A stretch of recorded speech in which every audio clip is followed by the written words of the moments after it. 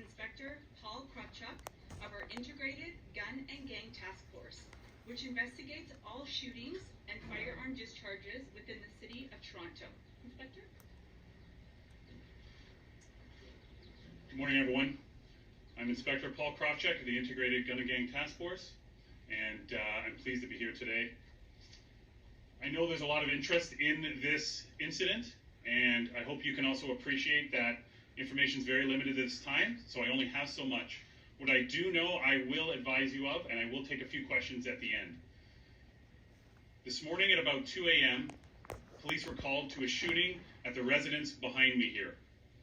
When officers arrived, they located a male who was suffering from an apparent gunshot wound. That male was taken to hospital in serious condition. That person was working, apparently, as a security guard at the residence. He was standing outside of the gates in front of the residence when the shooting occurred. We have individuals who obviously performed the shooting who were seen in a vehicle. I do not have a description of the vehicle or the suspects at this time. Again, it's very early on in the investigation.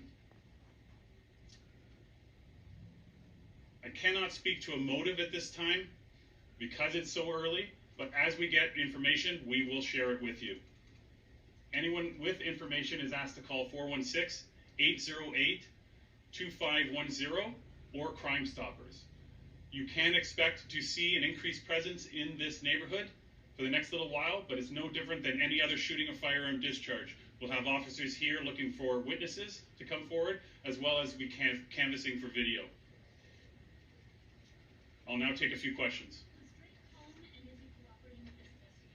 I cannot confirm if Drake was home at the time the incident occurred, but I can tell you that we are in contact with his team and they are cooperating. To what extent is the rap beef between Drake and Kendrick Lamar part of the investigation of the police?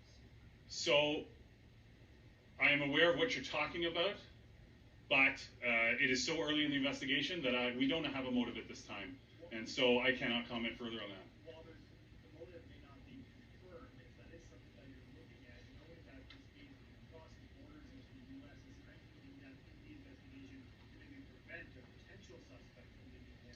So this is no different than any other investigation, okay? Like, it's maybe more high profile because there's more people here, but we treat it like any other incident. So we'll be using all our resources.